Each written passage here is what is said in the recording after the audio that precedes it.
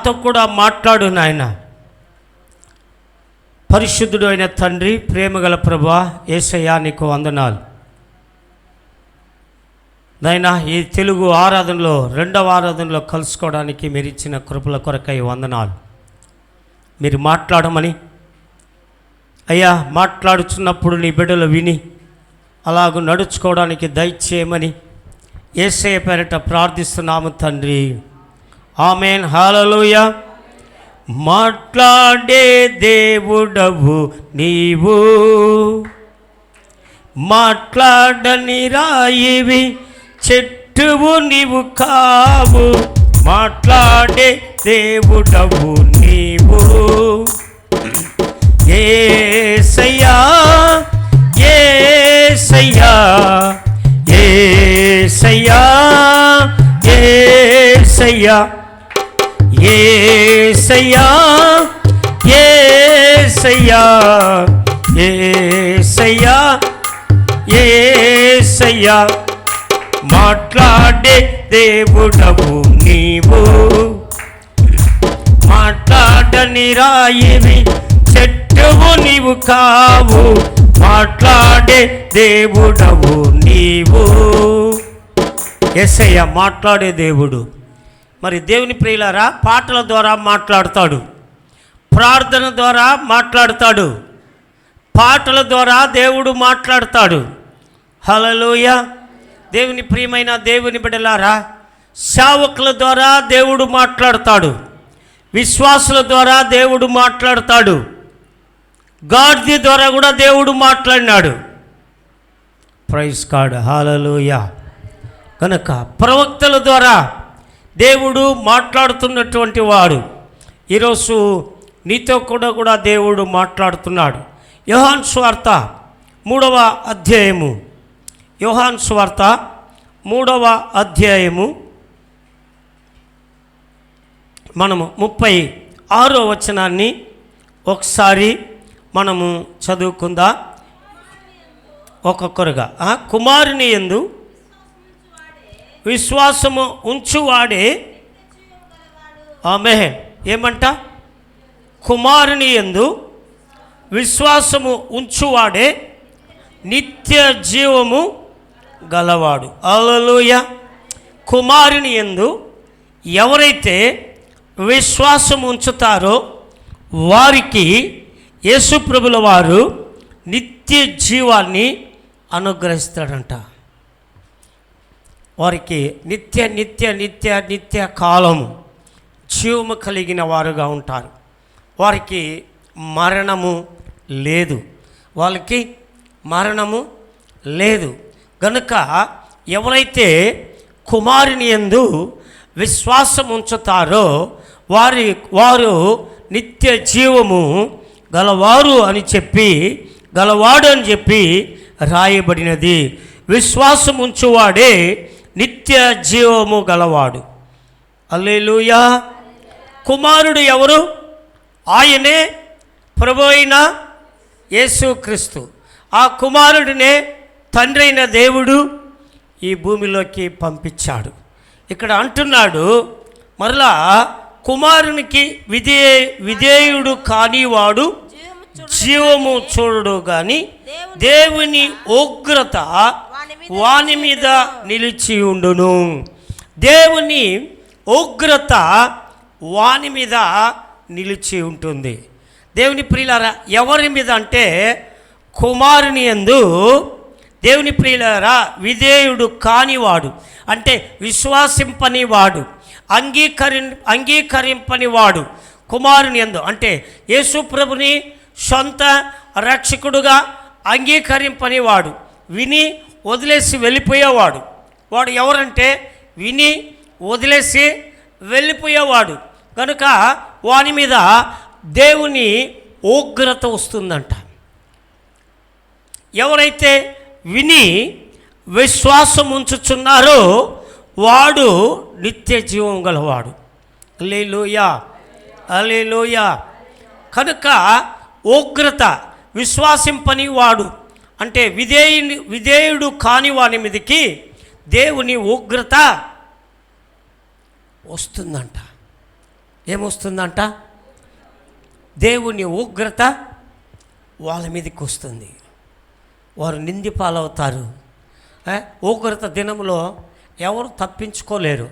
పెద్ద ఎంపీ అయినా, ఎమ్మెల్యే అయినా, సీఎం అయినా, ఎవరైనా, ఏ మతానికి చెందినవారైనా, ఏ దేశానికి చెందినవారైనా, క్రైస్తవుడైనా, హైందవులైనా, ముస్లింలైనా, ఎవరెవరు మరి కుమారుడైన యేసుని విశ్వాసం ఉంచుతారో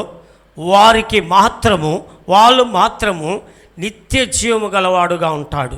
నిత్య జీవానికి వారసుడు అయినటువంటి వాడుగా ఉంటాడు. ప్రియమైన దేవుని బిడలారా, ఈరోజు ఈ నిత్య జీవాన్ని పొందుకోలేక అనేక మంది ఈ లోకంలో ఉన్నారు. అయితే బైబిల్లో ఒక మాట చెప్పబడుతుంది. దేవుని ప్రియులారా, దేవుని ఉగ్రత, విధేయుడు కాని వానికి దేవుని ఉగ్రత వారి మీదకి వస్తుంది అని దేవుడు మాట్లాడుతున్నాడు. హల్లెలూయా. ఎవరి మీదకి వస్తుందంట దేవుని ఉగ్రత? దేవునికి ఎవరెవరు విధేయతగా లేదో వాళ్ళ మీదకి వస్తుంది. విశ్వాసింపని వాళ్ళ మీదకి వస్తుంది. దేవుడు తన ఏకైక కుమారుని మనము రక్షింపబడాలని ఆయనను ఈ భూమిలోకి పంపించినాడు. ఆయన ద్వారా మన అందరికి కూడా రక్షణ కలగాలని పంపించాడు. మరి యోహాను సువార్త 3వ అధ్యాయం 17వ వచనములో లోకము తన కుమారుని ద్వారా రక్షణ పొందుటకే గాని లోకమునకు తీర్పు తీర్చుటకు దేవుడు ఆయనను లోకంలోనికి పంపలేదు. దేవుని కుమారుడైన యేసుని ఎందుకంటే ఆయన ద్వారా మనమందరూ కూడా రక్షణ పొందాలని ఆయన్ను పంపించినాడు. ఆ 16వ వచనములో కొంచెం పైన చదువుకుంటే, దేవుడు లోకమును ఎంతో ప్రేమించెను కాగా ఆయన తన అద్వితీయ కుమారునిగా పుట్టిన వాని యందు విశ్వాసముంచు ప్రతివాడును నశింపక నిత్య జీవము పొందినట్లు ఆయనను నీ కోసము నా కోసము నిత్య జీవము పొందినట్లు యేసు ప్రభుని ఈ లోకానికి పంపించినారు. దేవుని ప్రియమైన దేవుని బిడ్డలారా, ఈ నిత్య జీవము నీకు కావాలంటే ఆ ప్రభువైన యేసుక్రీస్తుని మనమందరూ కూడా సొంత రక్షకుడుగా మనము అంగీకరించుచున్నటువంటి వారిగా మనము ఉండాలని ఆయన కోరుకుంటూ ఉన్నాడు. హల్లెలూయా, హల్లెలూయా. బైబిల్లో ఒక మాట చెప్పబడుతుంది. దేవుని ప్రియులారా, రోమీయులు ప్రైజ్ గాడ్, రోమీయులు 1వ అధ్యాయము 18వ వచనములో, రోమీయులు 1వ అధ్యాయము 18వ వచనములో ఏమంట? దుర్నీతి చేత సత్యమును అడ్డగించు మనుషుల యొక్క సమస్త భక్తిహీనతల మీదను దేవుని కోపము పరలోకము నుండి బయలుపరచబడుచున్నది. హల్లెలూయా, హల్లెలూయా, హల్లెలూయా. కనుక దేవుని ప్రియమైన దేవుని బిడ్డలారా, ఇక సమయంలో మనము వినవలసినటువంటి వాక్య భాగము మరలా ఒకసారి దాన్ని సిస్టర్లు ఒకరు చదువుదా. దుర్నీతి చేత సత్యమును, దుర్నీతి చేత సత్యమును అడ్డగించు మనుషుల యొక్క సమస్త భక్తిహీనతల మీదను దుర్నీతి మీదను దేవుని కోపము పరలోకము నుండి బయలుపరచబడుచున్నది. పరలోకము నుండి బయలుపరచబడుచున్నది. 1 దశలోనికలో కూడా 5వ అధ్యాయంలో కూడా 1 దశలోనికలు 5వ అధ్యాయము 9వ వచనములో కూడా చెప్పుచున్నాడు. 9వ వచనములో ఎందుకనగా మన ప్రభు అయిన యేసుక్రీస్తు ద్వారా రక్షణ పొందుటకే దేవుడు మనలను నియమించును గాని ఉగ్రత పాలగుటకు మనల్ని నియమింపలేదు. ఉగ్రత పాలగుటకు మనల్ని దేవుడు నియమించలేదు.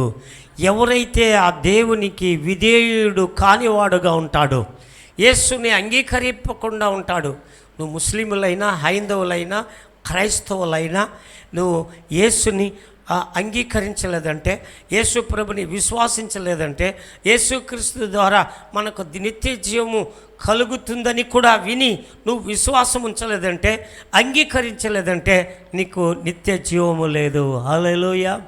నిత్య జీవము నీకు కావలెనా? నిత్య జీవము నీకు కావలెనా? నిత్య జీవము నీకు కావలెనా? నేడు యేసు నద్దకు రమ్ము, నేడు యేసు నద్దకు రమ్ము.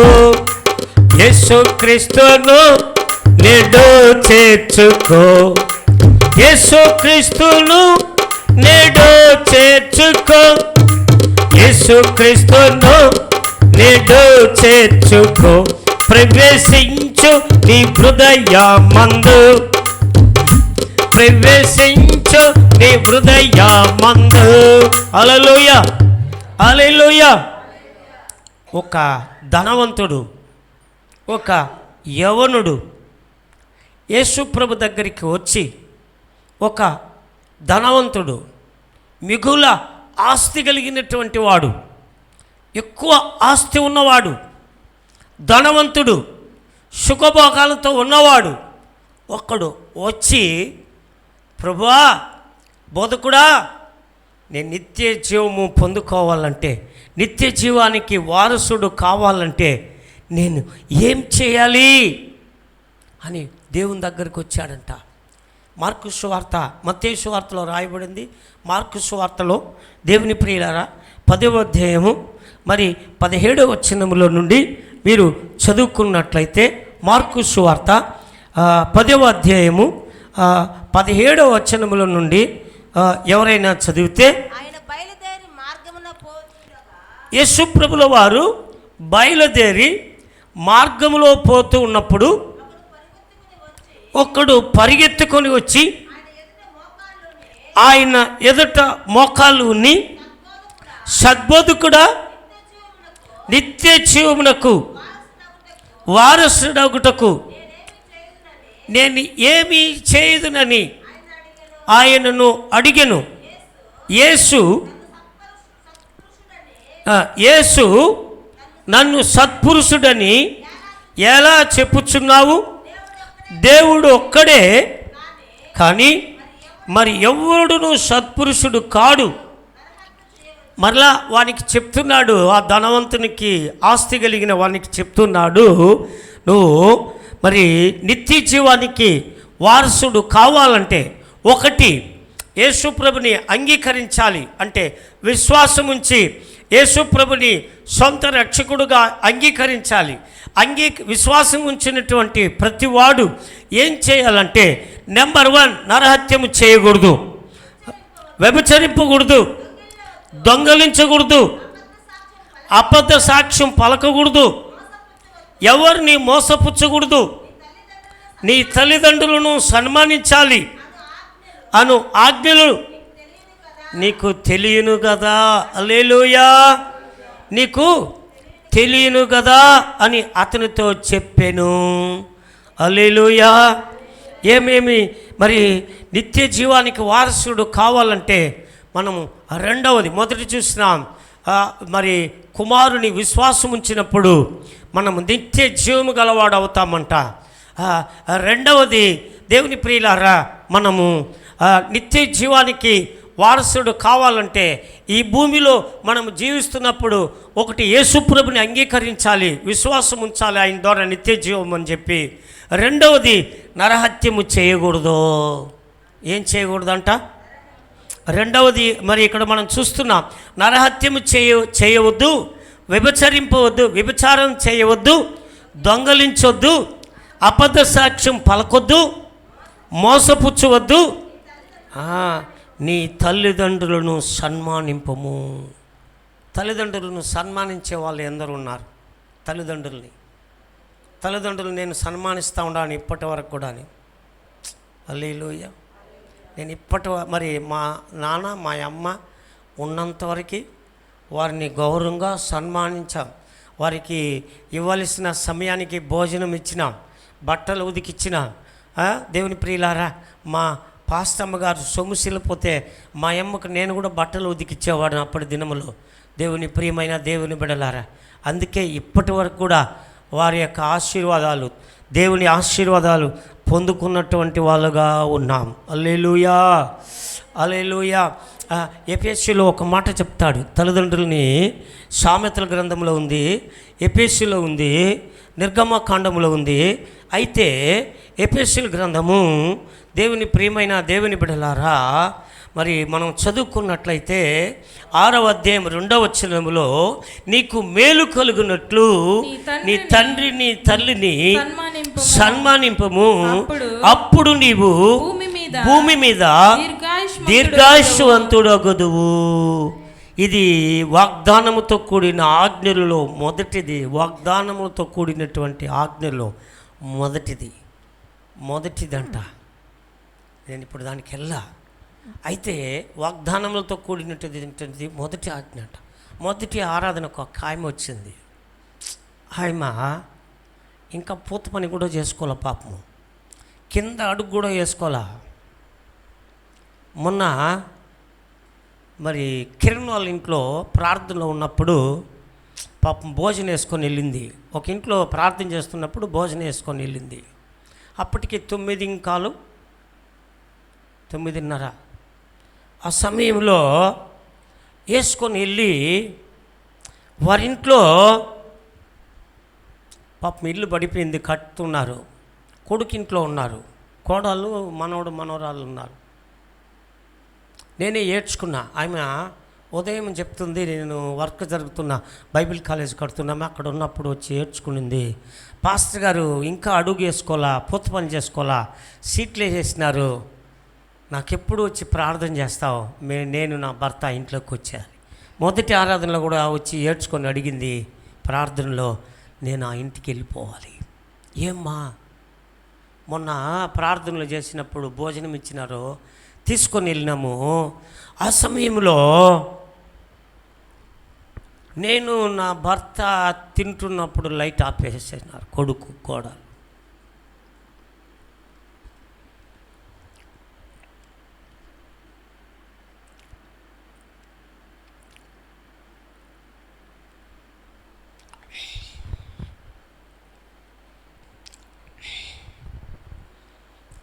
లైట్ ఆపేసినారంట.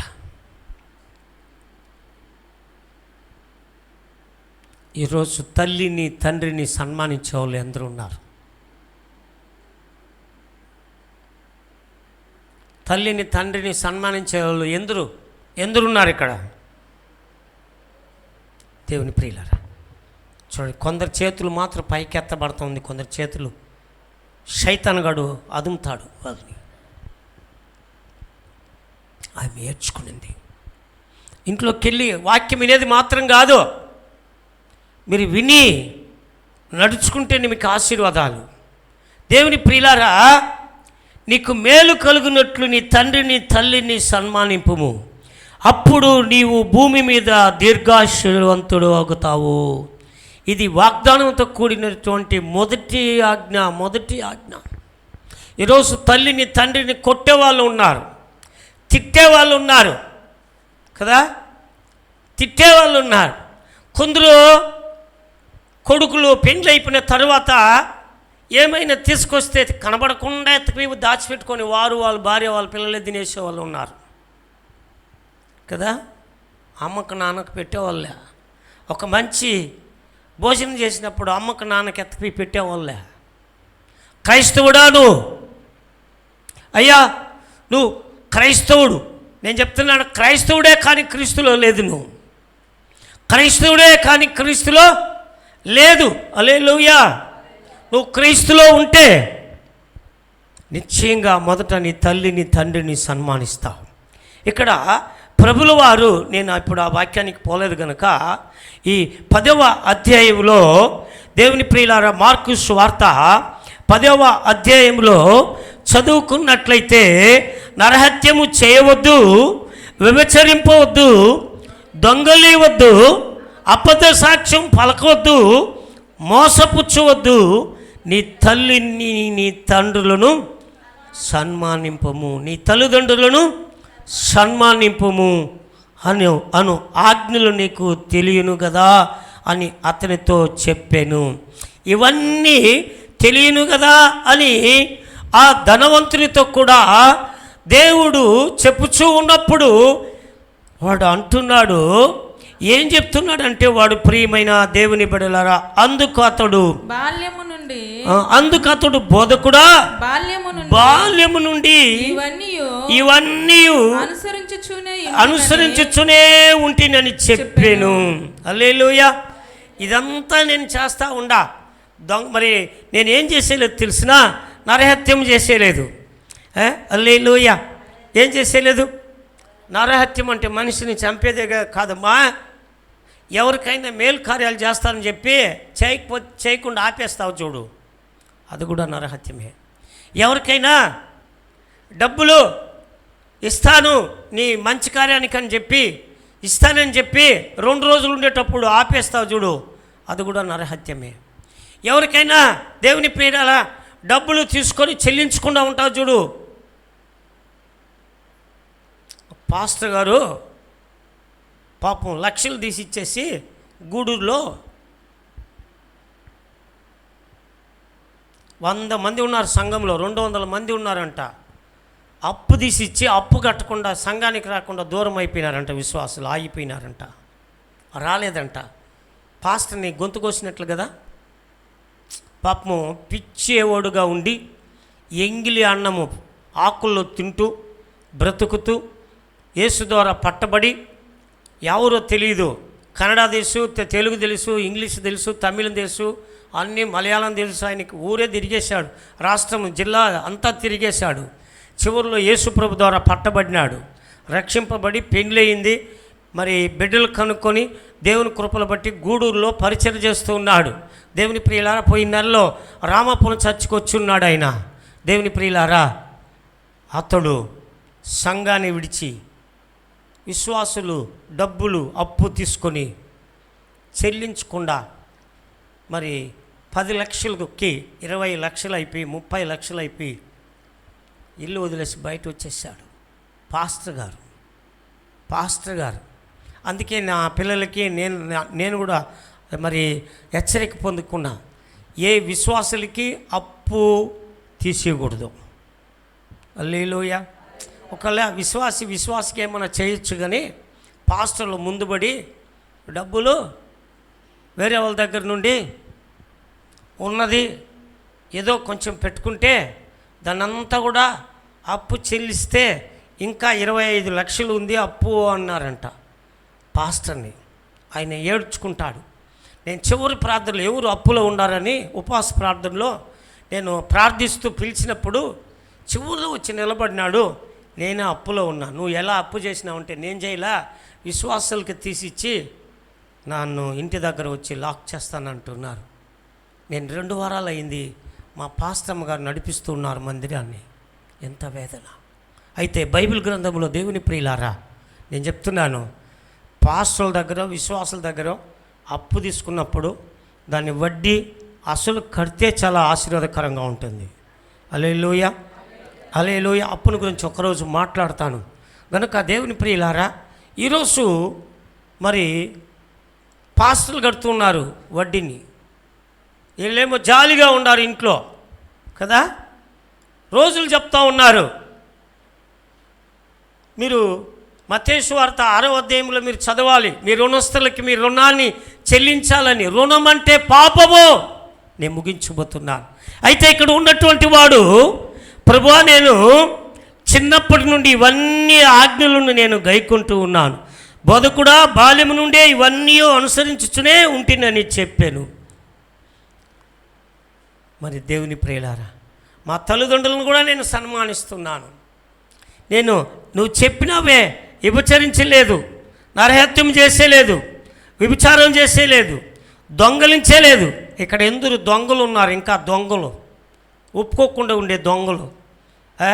పక్కింటి ఉంది, అక్కింటి ఉంది, వాళ్ళది వీళ్ళది దొంగలించుకొని వచ్చి దాచిపెట్టుకున్నారు, ఎందరు ఉన్నారు. హల్లెలూయా. ఇటు చెప్తున్నాడు, ప్రభువా నేను వ్యభిచరించలేదు, నరహత్యం చేసేలేదు, దొంగలిచ్చలేదు, అబద్ధ సాక్ష్యం పలికేలేదు, ఎవరిని మోసపుచ్చలేదు, తల్లిదండ్రులను సన్మానిస్తున్నానని చెప్తూ ఉన్నాడు. ఇవన్నీ చేస్తూ ఉన్నాను. అయితే దేవుడు చెప్తున్నాడు, యేసు అతని వైపు చూసి అతని దగ్గరికి రమ్మని అతనితో కూడా ఏం చెప్తున్నాడంటే, ప్రియమైన వారలారా, యేసు అతనిని చూసి చూడండి, అతనిని ప్రేమించి నీకు ఒకటి కొదువుగా ఉంది, నువ్వు వెళ్ళి నీకు కలిగి ఉన్నవన్నీ అమ్మి బీదలకిమ్ము, పరలోకమందు మీకు ధనము కలుగును, నువ్వు వచ్చి నన్ను వెంబడించమని చెప్పాను. హల్లెలూయా. నేను ఇక్కడికి స్టాప్ చేస్తాను. ప్రభు రాకడ ఆలస్యం అయితే నేను ఇంకొక ఆదివారంలో మీ మధ్యలో కలుసుకుంటాను. హల్లెలూయా. కనుక దేవుని ప్రియమైన వారలారా, ఆయన చివరిలో చెప్పినటువంటి మాట ఏం చెప్పాడంటే, అతన్ని ప్రేమించి నీకు ఒకటి కొదవగా ఉన్నది, నీవు వెళ్ళి నీకు కలిగి ఉన్నవి అన్నీ అమ్మి బీదలకిమ్ము, పరలోకమందు నీకు ధనము కలుగును, నీవు వచ్చి నన్ను వెంబడించుమని చెప్పాను. అతడు మిగులు ఆస్తి గలవాడు. ప్రార్థన చేసుకుందాం. ప్రేమగల మా తండ్రి, పరిశుద్ధుడు అయిన యేసయ్య, కుమారుని యందు విశ్వాసముంచువాడు నిత్య జీవము గలవాడు, కుమారునికి విధేయుడు కానివాడు వాని మీదకి ఉగ్రత వచ్చును అని. ప్రభువా, అయితే ఇక్కడొక్కడో చూస్తూ ఉన్నాం, ఇతడు మిగుల ఆస్తి కలిగినటువంటి వాడు. అయితే ప్రభు నరహత్యము చేసేలా, వ్యభిచారము చేయలా, దొంగలిచ్చలేదు, మోసము చేయలేదు, తల్లిదండ్రులను సన్మానిస్తూ ఉన్నాడు. అయితే ఇతడు మిగులు ఆస్తి కలిగిన వాడు గనుక అతని కలిగిన వాటిలో నుండి అమ్మి బీదలకు ఇవ్వడానికి ఇబ్బంది సాగాడు. నాయనా, వాడు నిత్య జీవానికి వారసుడు కాకుండా దూరమయ్యాడు. అలాగే ఎవరైనా ఇక్కడ ఉన్నట్లయితే వారితో మాట్లాడండి, సహాయం చేయండి, వారిని రక్షించమని యేసు నామములో ప్రార్థిస్తున్నాను తండ్రి. ఆమేన్. God bless you.